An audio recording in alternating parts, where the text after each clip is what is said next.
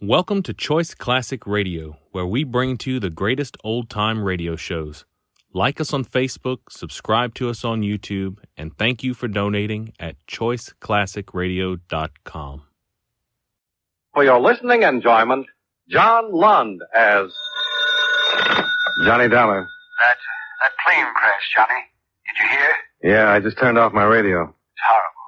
Who is this? Oh, I'm sorry. Sam Harris, Columbia. Oh, yeah, sure. Does your company carry the policies in that airline? Yes, but I'm not thinking of that. That crash was planned. Oh, they're definite about it now? Yes, an explosion. Some kind of a bomb. There were 13 people killed in the plane, and they don't know how many in the house it crashed into. We've got to place responsibility. The company wants to do whatever it can. We've got to find whoever is responsible. Yeah, sure, Mr. Harris. You want me to go out there? Yes, we do. The airline representative is a man named Reed. Go out and do everything you can.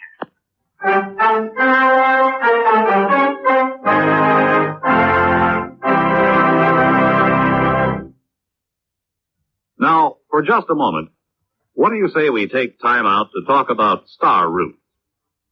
Never heard of them? Well, I don't suppose many of us have, but they exist all right.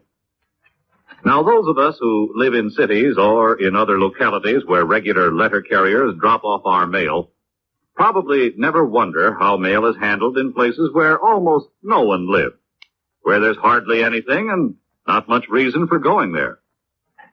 But there is someone who thought about it and did something about it. Our Postmaster General. He saw to it that folks who live in these out-of-the-way places receive their mail. Of course, the post office doesn't operate regular mail routes to these places because there isn't enough mail to warrant a regular postman. But the people in isolated spots, such as prospectors in the Nevada mountains, or trappers in the Alaska wilderness, or Louisiana bayous, are entitled to their mail. That's why the Post Office Department has set up a system of contracting responsible agencies to deliver mail to out-of-the-way places. These special mailmen follow what are known as star routes. Deliveries are made usually to mailboxes similar to RFD boxes that stand in the middle of some barren waste or along a rarely traveled river. Star route carriers use cars, horses, mules, rowboats, dog sleds, or airplanes, whatever they need to deliver the mail. Sometimes they even walk.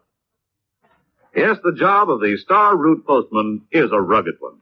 And our hats are off to these little publicized employees of our United States Post Office Department.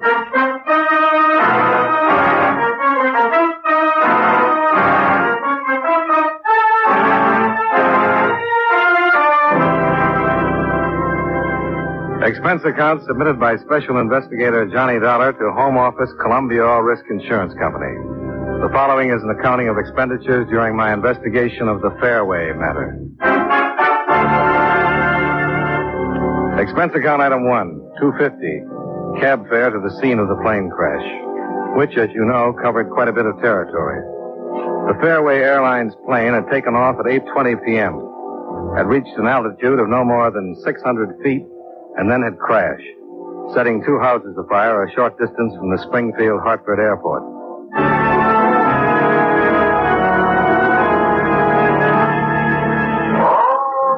I got there a little after 9:30. One house had been partially saved, but the other had been completely demolished. The family of four living in it had been killed. The parents of one child in the first house were not expected to live. And beyond, twisted pieces of the plane were scattered across the field. Fragments still smoking, turned white by the foam from chemical extinguishers. Mr. Reed? Mr. Carl Reed? Mr. Carl Reed? Sarah! Over here! Please, at least don't wait in your car. We'll let you know as soon as we can. My baby, my baby. Yes, sir. What did you want?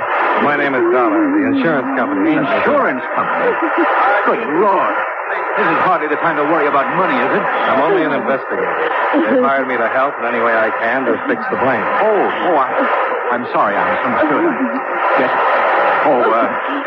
You'll have to excuse me, Mrs. Goodhue. There are some things I have to do. Come along, Mr. Dollar. She doesn't know about the explosion. She thinks there's a chance her daughter wasn't on the plane, but she was. She was a stewardess. You haven't told her? I can let her hope for a couple more hours. Oh, why shouldn't I? I've had to tell so many people. Oh, it's horrible. Horrible. I think even worse than if it had been an accident. When you know it was premeditated, when you know someone planned it. What kind of a person would you have to be to plan something like this? Yeah, it's hard to believe, Mr. Reed. But we have proof. There was an explosion in an extreme aftersection. Destroyed all the control cables to the tail assembly. I don't suppose the civil aeronautics man is here yet, huh? No, but he's on his way. They're sending one of their best, S.W. Nugent. Captain Linhart of the state police is here, though. Oh? I'd like to talk to him then. Do you have any idea where he is? Well, the last I saw him, he was over there by that... Oh, Smith. But see the group of men over by the hangar? Yeah? He might be there. They collected the bodies there. Made as many identifications as possible. Look, I know it's bad, Mr. Reed, but don't you go to pieces. That wouldn't help at all. I'll be all right. I'll see you later. Yeah. I remembered Captain Jim Lenhart from a case we shared last year, and I found him in the group of silent men. Their silence and their expressions told better than words how they felt about the row of sheet-draped bodies on the ground. How was Reed making out? I thought he was going to pieces a little while ago. Well, he's still in pretty bad shape. He's not alone. But it might have been worse. Plane could have been filled. Yeah. Well, I guess our approach will be to try to find out which victim was the planned victim.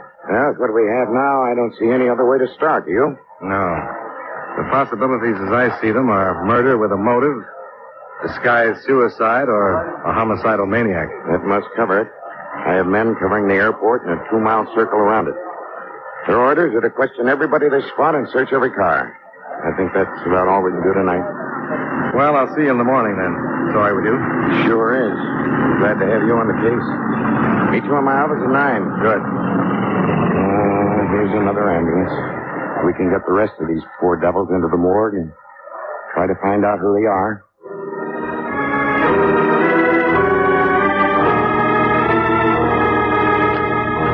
The next morning, the official findings were released. The explosive had been nitroglycerin. It had been detonated by some electrical means, which it was assumed was connected to a timing device that had not yet been found. Captain Lenhart's men had questioned a number of suspicious characters near the airport without result.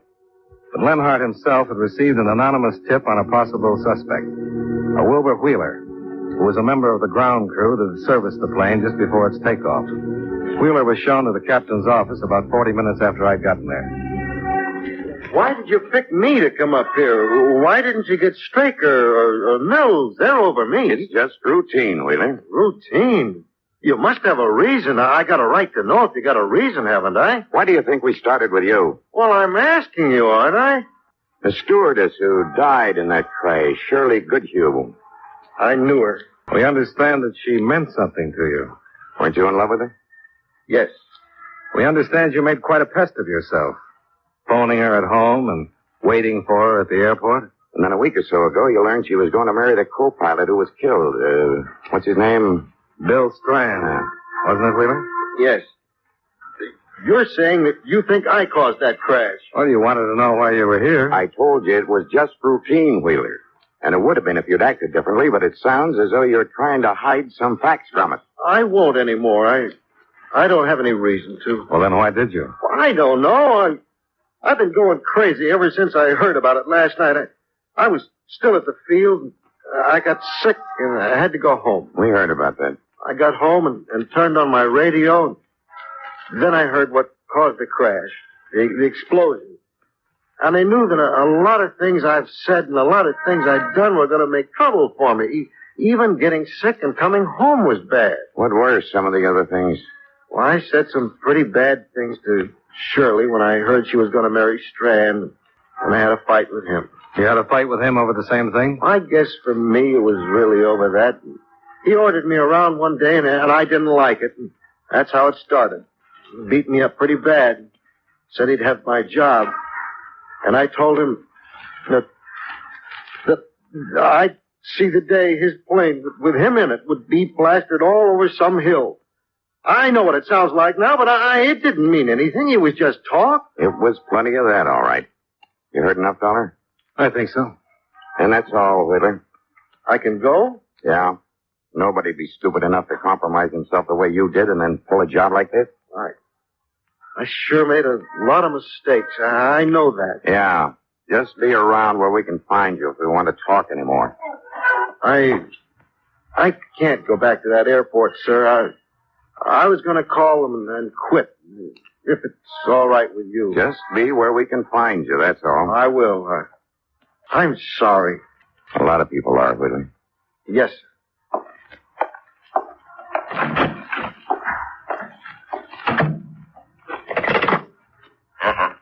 Oh, Collins, the man just leaving my office, name is Wheeler. Wilbur Wheeler. Have two of the boys get on him and stay. I'll arrange to relieve them tonight. Oh? Yeah, thanks. What do you think? Well, I'd like to know what's in Wheeler's background. And I'd like to get a psychiatrist's reaction, wouldn't you? We'll learn about him. Now, let's get on with this list of passengers and see what we can get from their survivors.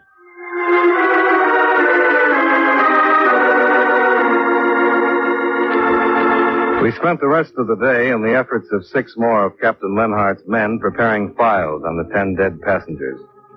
One file contained nothing but a name, Rupert Stone. Gotten from the ticket office records is that of a man who had paid cash for space to Augusta, Maine. The Hartford address he had given was non-existent, and the phone number rang a bakery where no one had ever heard of a Rupert Stone. That one we dropped until the identification of the bodies was complete. Lenhart and I started out to follow up a couple of the others that evening.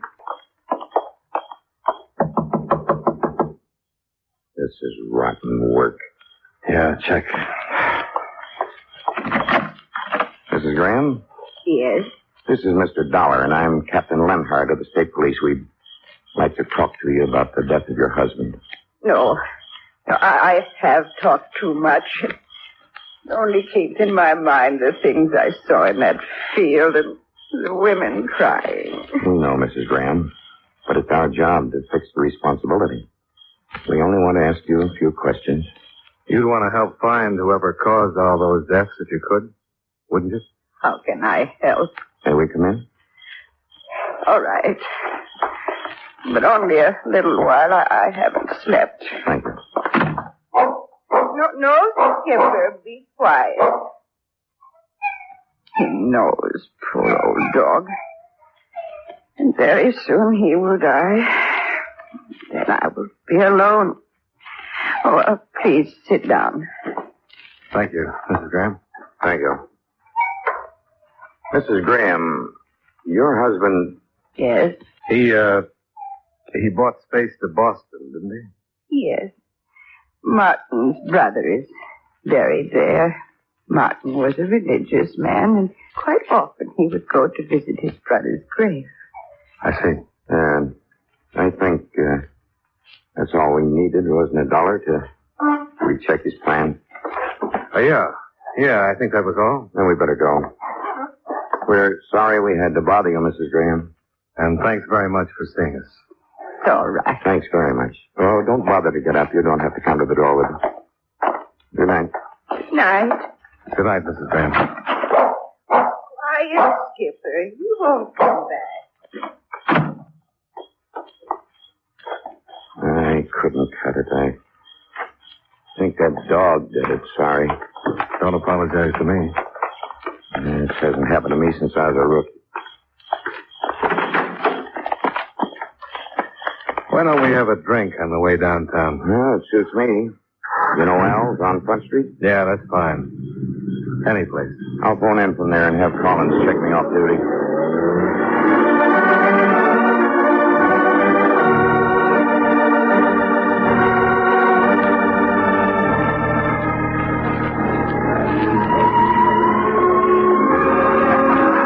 Here you are, sir. Oh, you friended Lee. No, he had a phone.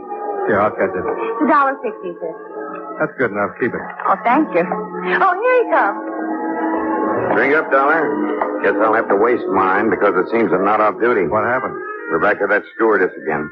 The explosive has been checked to her equipment. Lab men say some twisted metal they found used to be a first aid box and that it was in her flight bag. Well, that brings Wilbur Wheeler back again, too, huh? He's being picked up now.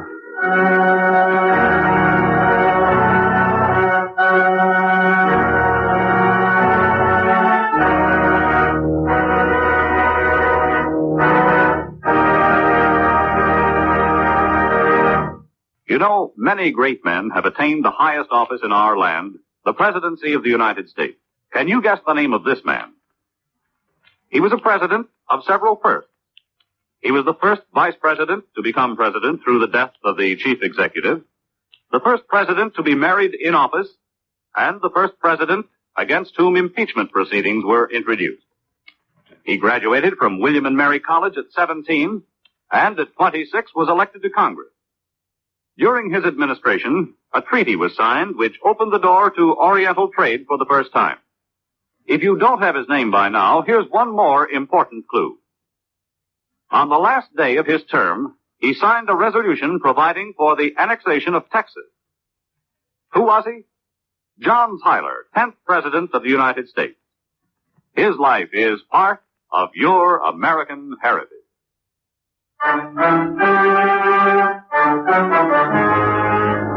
And now, with our star, John Lund, we bring you the second act of Yours Truly, Johnny Dollar.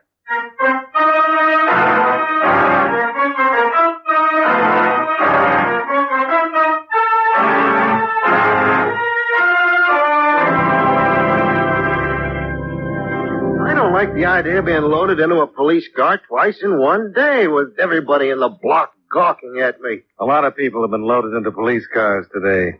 They were glad to come in and do anything they could to help clear this up. Oh, I want to help, too. I didn't mean it that way. We're glad to hear that. How long have you worked for the Fairway airline? Oh, about a year and a half, I think. What'd you do before that? I want to know why you're asking questions like that. Why did you bring me back here? Because some new evidence has turned up, that's why. What does it have to do with me? It has to do with Shirley Goodhue. I don't know what you mean. I don't know what you're talking about. I told you everything there was about her and me. Did you know that she carried a first aid kit aboard the plane last night? First aid kit? I don't know what you mean. You don't? After working there a year and a half? What did you do on the plane? Oh, brought food on, checked the water, a few other things. Things that the stewardess would be involved in. She'd be there with you, wouldn't she? Yeah, but I don't know what you're driving at. I don't know what you mean. Where did she put her first aid kit, Wheeler? Well, why do you ask me that? I don't remember. I didn't notice. They had a place they kept it, but I didn't notice. Was it open? I don't know. What was in it? Well, if I knew what you meant, I don't know why you're asking me these things. Look, each stewardess has a kit. They take it off the plane when they leave, and they bring it aboard when they report for work. I don't know what you're talking about. The explosive, Wheeler, the nitroglycerin that was hidden in her first aid kit. Well, I didn't put it there. Well, that's what you mean, but I didn't do it. I don't know anything about it. 13 people in the plane, Wheeler. 4 people in one of the houses that crashed. Probably 2 more in the other. I didn't do it. I didn't do it.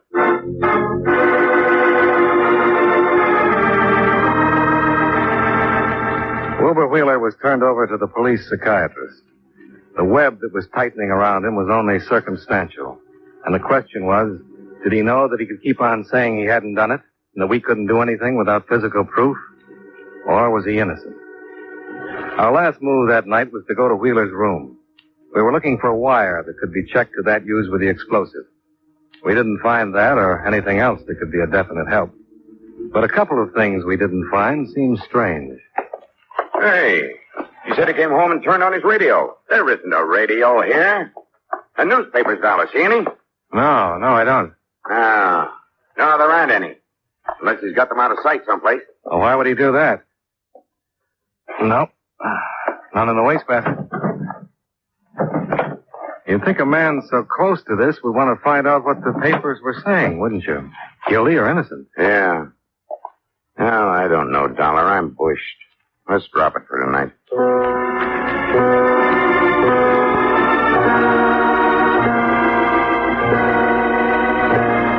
The next day, Lenhart and I talked to the psychiatrist. who'd spent a couple of hours with Wheeler. The doctor said that Wheeler was definitely suffering from a severe guilt complex. But whether that meant he had actually committed the crime or had only wished secretly that harm would come to Miss Goodhue wasn't clear yet. In terms of evidence, that meant nothing. The lack of a radio or newspaper in his room, the doctor tossed off as meaning merely that Wheeler was hiding from actuality. As Captain Lenhart put it, If that doctor thinks he helped my mental condition, he's wrong.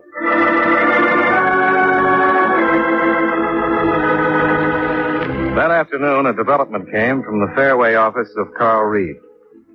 He'd been unable to locate another of his stewardesses. And when finally he'd sent someone to her apartment, she'd been found, shot to death.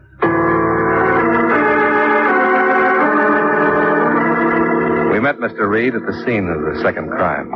I simply had to get back on the job today. 2 of our flights were delayed yesterday because of my going to pieces. You better watch it now, Mr. Reed. I don't know if I... Now, just take it easy. You tried to phone this girl and tell her to report for one of your flights. And when you sent somebody out here, she was found dead, huh? Yes, exactly. I hadn't tried to contact Alice before because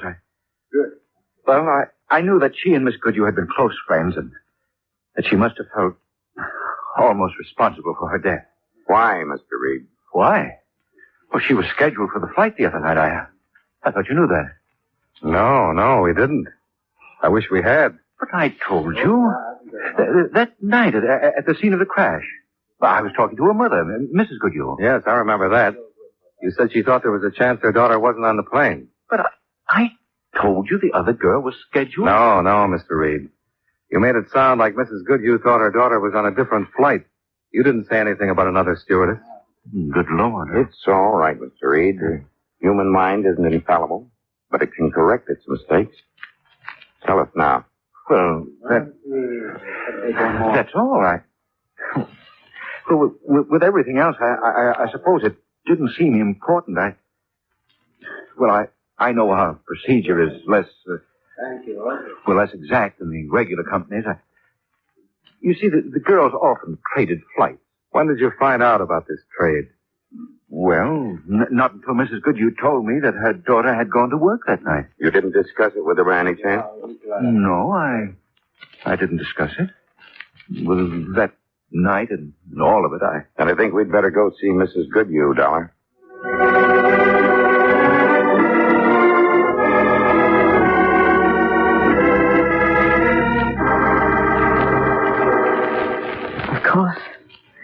Of course, I'll tell you anything I can. We've just learned that your daughter wasn't scheduled to be on that plane, Mrs. Goodhue. Well, no, she wasn't.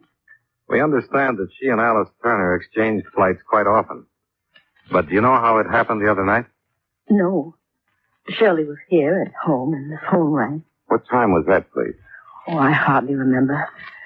We'd had an early dinner and... The plane took off at 8:25. How long before then? Well, an hour at least. No, it was less than that because Shirley left in such a hurry. What did she say? Oh, she said that one of the girls was sick and she was going to take her place on the flight. Just up to Maine and back. She said she'd be home soon after midnight. I've never liked rushed decisions, and I've always worried when Shirley left in a hurry like that. She did it quite often? Yes, they all did it. 6 of them live here in Hartford. I never liked it. Did she trade more often with Alice Turner than with the others? Do you know? Oh, I don't think so. It was an agreement. If one of them couldn't work, one of the others would fill in. Then it's possible that Alice Turner called some of the others before she called your daughter. Yes, it's quite possible.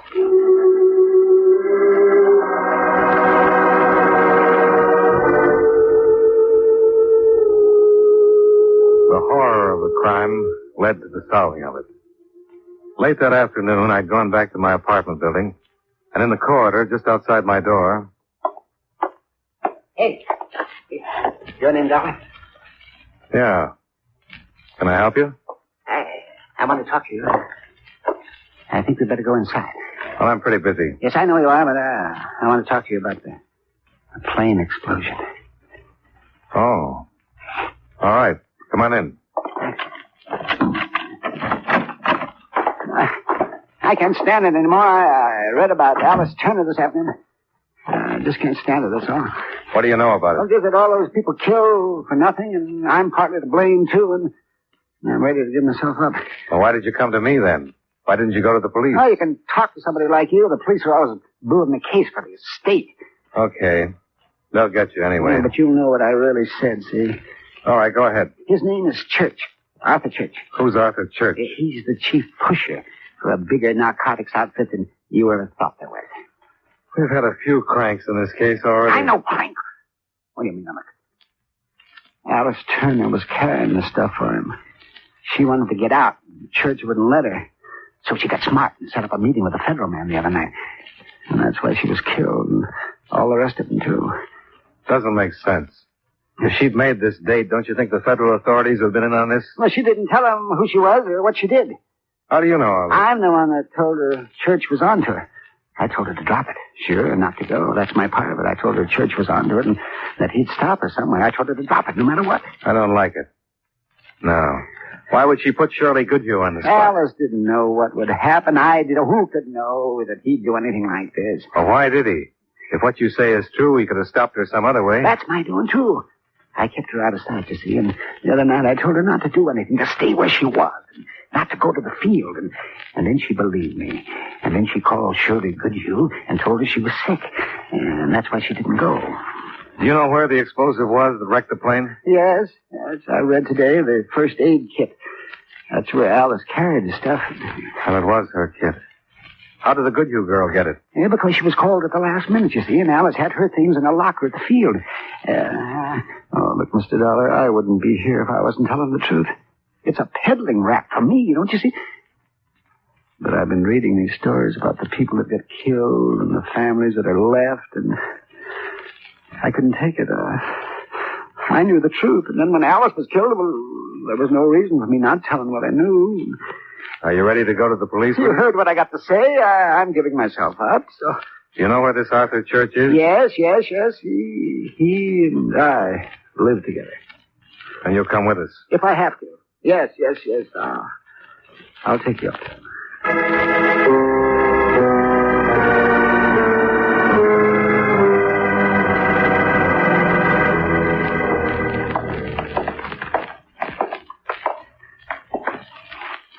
This is it, Moran?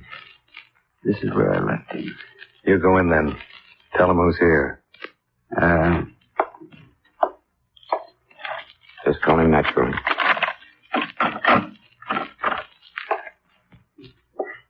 All right. Ward, are you here? I'm here yet. Oh, out of the way. I got him.